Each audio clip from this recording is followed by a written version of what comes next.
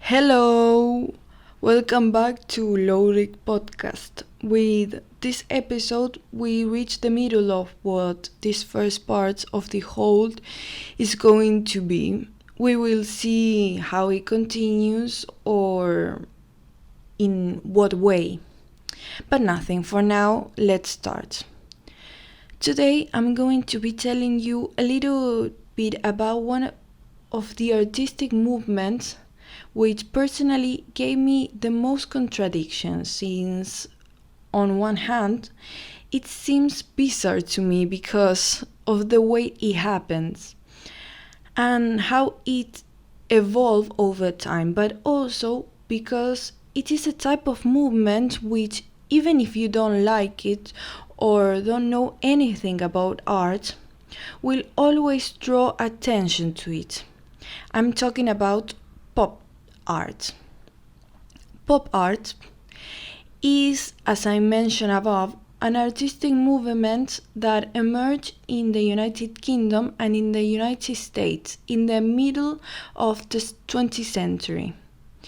This art is developed in the process of shaping the consumer society, having as its main truth the end of the Second World War, as well as the arrival of television as part of the new daily life of people. Consequently, this art has the characteristic of finding great inspiration in, for example, advertisements, comics, and also in the cinema of the times. It is an artistic style that was born as a form of expression that took into account the symbols and themes of mass interest. So the concept of pop art itself implies not emphasizing art itself, but yes in the attitudes that generate this art. Among the precursors, or rather those people who paved the way for pop art, is Marcel Duchamp, a French artist and chess player known for his work The Fontaine of 1917, which consists simply of an urinal. This work ironically marked a before and an after in modern art.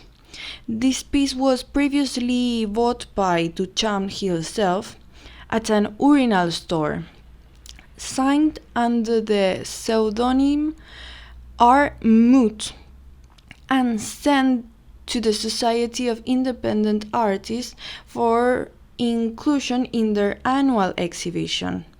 Although this was rejected, what once started out as a joke, this ended up becoming the first work of conceptual art, spawning the beginning of the idea that anything that is in a museum is art.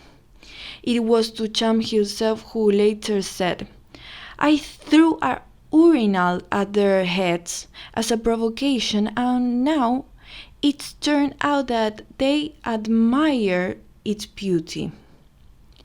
Although Duchamp is an artist who was part of the Dadaist period, it is impossible not to see pop art as a consequence of the Dada movement.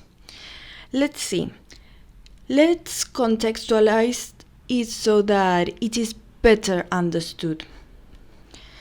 Dadaism was a cultural movement that emerged first in Europe, created in the Cabaret Voltaire in Zurich, Switzerland, between 1916 and 1922 by Hugo Ball, when greatest artists of different nationalities found themselves as refugees in that country, in that city, during the First World War, since Switzerland had a neutral position regarding the conflict. Dadaism arose from the disenchantment these artists felt at living in Europe during the First World War, and consequently from the rebellion attitude toward apathy, and social disinterest characterized of artists in the interwar period. Therefore, pop art inherits from Dadaism the exploration of the same subject, but it is pop art that begins to replace the destructive or satirical impulse characterized by the Dada movement. So, going back to pop art, this is an art that is characterized by a strong visual charge, which found in this type of art a way of ironizing how materialism and vulgarity participate in the hegemonic order between the scenes of the massive field. Therefore, in general terms, it can be said that from the incorporation of existing symbols of the consumer society, this art broadened the iconographic repertories, fixed the reordering of the consumer society, and the refusal of the intellectual elites to recognize that this phenomenon cut across culture.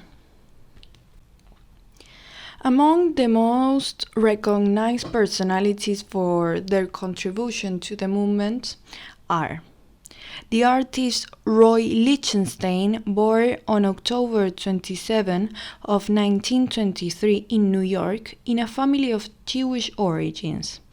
In addition to painting, he was also a graphic artist and a sculptor, best known for his large-scale interpretation of comic art.